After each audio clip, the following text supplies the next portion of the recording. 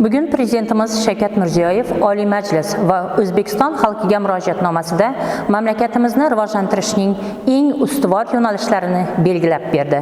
Murojaatnomaning 6-yo'nalishida xotin-qizlarning qadr-qimmatini joyiga qo'yish, farzandlarimizni himoya qilish, qadim-qadimdan erkaklar uchun sha'n va g'urur masalasi ekanligini, shuningdek, bizning jamiyatimizda ayollar va bolalarning turli zo'ravonliklarga uchrayotgani buyuk tarix, yuksak ma'naviyat va ma'rifatga ega bo'lgan, oilani muqaddas deb biladigan xalqimizga aslo yarashmasligini ta'kidladilar.